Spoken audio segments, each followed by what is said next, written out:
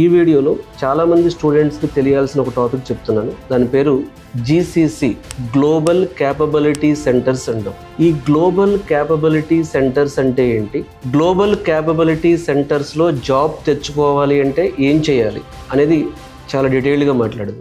So first అసలు global capability centres గురించి తెలుసుకుందాం. గ్లోబల్ క్యాపబిలిటీ సెంటర్స్ అంటే మీరు మైక్రోసాఫ్ట్, గూగుల్, అమెజాన్ ఇలాంటి టాప్ కంపెనీస్ ఏవైతే ఉన్నాయో, అంటే మనం ఏవైతే మల్టీనేషనల్ కంపెనీస్, ఫార్చ్యూన్ 500 కంపెనీస్ అంటాం, ఇవి వాళ్ళ కంపెనీ ఏదైతే ఇప్పుడు యుఎస్లో ఉండొచ్చు, యూకేలో ఉండొచ్చు, ఆస్ట్రేలియాలో ఉండొచ్చు, వాళ్ళ పేరెంట్ కంపెనీ. బట్ వాళ్ళు ఇండియాలో కూడా వాళ్ళ ఓన్ సెంటర్స్ని స్టార్ట్ చేయడానికి ఇంట్రెస్ట్ చూపించారు గత 10 సంవత్సరాలుగా. అలా ఇలాంటి టాప్ ఎంఎన్సి కంపెనీస్, వేరే కంట్రీకి సంబంధించిన కంపెనీస్ ఇండియాలో వాళ్ళు స్టార్ట్ చేసేటటువంటి వాళ్ళ ఓన్ సెంటర్స్ని గ్లోబల్ క్యాపబిలిటీ సెంటర్స్ అని పిలుస్తారు. ఒకప్పుడు గ్లోబల్ క్యాపబిలిటీ సెంటర్స్ రాకముందు ఈ ఎంఎన్సి కంపెనీస్ ఇండియాలో కూడా బ్రాంచెస్ పెట్టేవి, కానీ ఆ బ్రాంచెస్లో ఎక్కువగా బీపీఓ లాగా బ్యాక్ ఆఫీస్ వర్క్ కానీ లేకపోతే కొన్ని సపోర్ట్ జాబ్సే ఇచ్చేవాళ్ళు.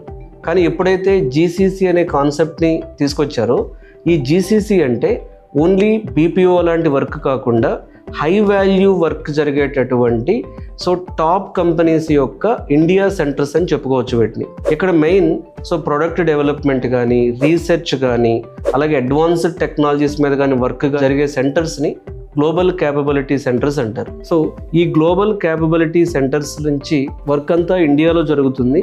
బట్ ప్రపంచానికి కావాల్సినటువంటి యాప్స్ కానీ, సిస్టమ్స్ కానీ డెవలప్ చేస్తారు.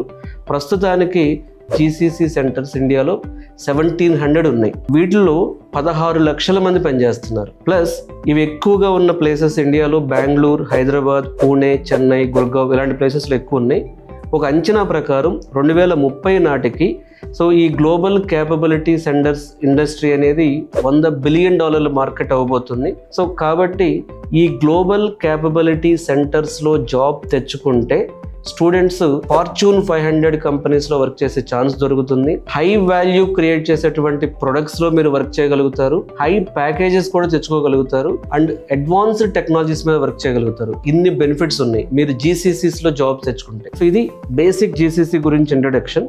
అసలు జీసీసీ, ఈ గ్లోబల్ క్యాపబిలిటీ సెంటర్స్ ఎందుకు మొదలైనవి అంటే, ఫస్ట్ యుఎస్, యూరోప్లో ఎక్కువగా డెవలప్మెంట్ ఉండేది. కానీ అక్కడ కాస్ట్ కటింగ్ కోసం అక్కడ ఖర్చుతో పోల్చుకుంటే ఇండియాలో ఇది చాలా తక్కువ కాస్ట్తో అయిపోతుంది కాబట్టి ఈ జీసీసీస్ని ఇండియాలో స్టార్ట్ చేయడం మొదలుపెట్టారు. రెండవది, ఇండియాలో టాలెంట్ పూల్ చాలా ఎక్కువ. ఇండియన్ టాలెంట్ పూల్ అనేది ఎవరైతే మనకు డేటా సైంటిస్టులు కానీ, ఫార్మా కానీ, ఫైనాన్స్ గ్రాడ్యుయేట్స్ కానీ వీళ్లకు ఇండియాలో చాలా ఎక్కువ మంది ఉంటారు. మూడవది, టైం జోన్. మన ఇండియా టైం జోన్కి, యుఎస్ టైం జోన్కి ఎగ్జాక్ట్లీ ఆపోజిట్ టైం జోన్ ఉంటుంది కాబట్టి 24/7 ఆ బిజినెస్ రన్ అవ్వాలి అంటే ఖచ్చితంగా గ్లోబల్ క్యాపబిలిటీ సెంటర్స్ అనే అవసరం ఉంది. అలాగే వాళ్ళకి మనకి ఇన్నోవేషన్ హబ్స్, అంటే ఇక్కడ మనకి సపోర్ట్ జాబ్స్ లాగా కాకుండా R&D కానీ, AI కానీ, రీసెర్చ్ కానీ ఇక్కడ చేయొచ్చు. అలాగే గవర్నమెంట్ సపోర్ట్ కూడా, గవర్నమెంట్ ఆఫ్ ఇండియా కూడా వీళ్ళకి ఎక్కువగా SEZs రూపంలో కానీ లేకపోతే కొన్ని ప్రోత్సాహకాలు ఇవ్వడం జరిగింది. ఈ 5 రీజన్స్ వలన ఈ 1700 జీసీస్ అనేవి ఇండియాలో ఆపరేషన్స్ అనేవి స్టార్ట్ అయినాయి.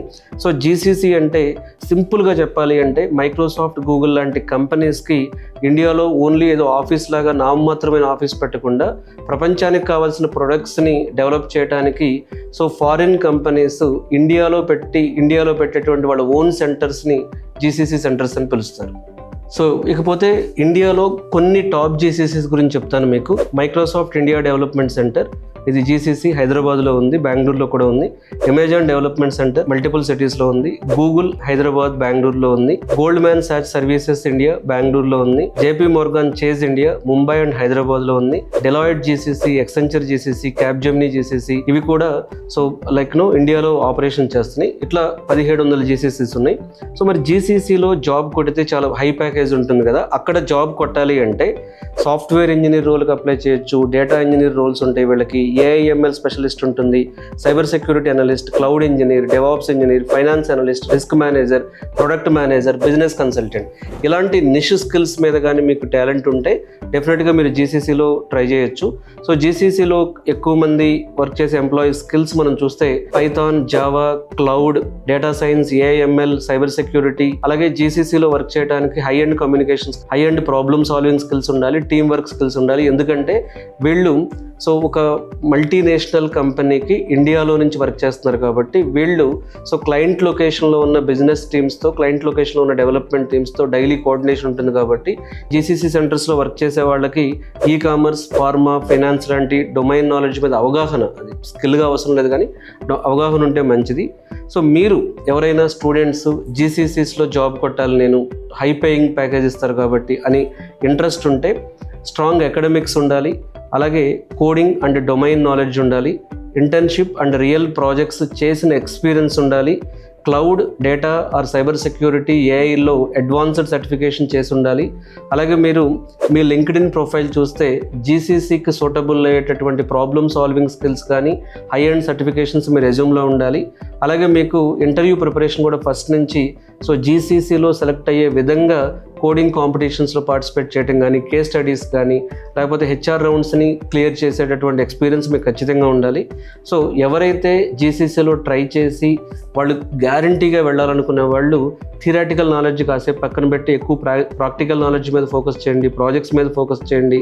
అలాగే కొంతవరకు నేను కూడా చూసింది ఏంటంటే జీసీసీస్ ఎక్కువగా ఐఐటీస్, ఎన్ఐటీస్లోనే హైర్ చేస్తున్నారు, ఇది వాస్తవమే.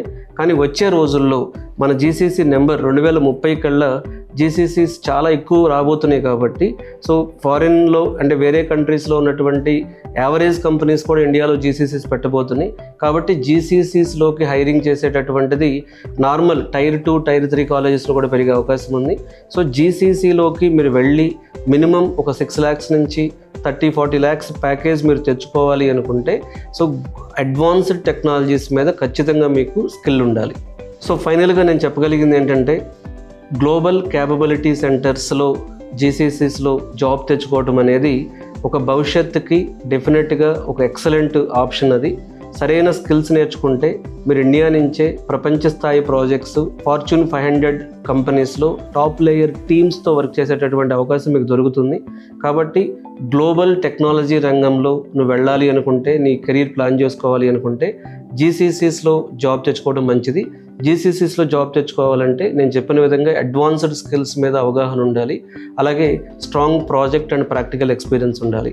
సో మీలో ఎవరికైనా జీసీసీస్లో జాబ్ తెచ్చుకునే ఇంట్రెస్ట్ ఉండి బట్ సరైన రోడ్ మ్యాప్ కానీ మీకు తెలియకపోతే జీసీసీస్లో జాబ్ తెచ్చుకోవాలంటే రోడ్ మ్యాప్ ఎలా ఉండాలి అనేటటువంటి నాలెడ్జ్ కోసం ఈ వీడియోలో ఇచ్చిన నెంబర్కి కాల్ చేసి నా అపాయింట్మెంట్ తీసుకోవచ్చు.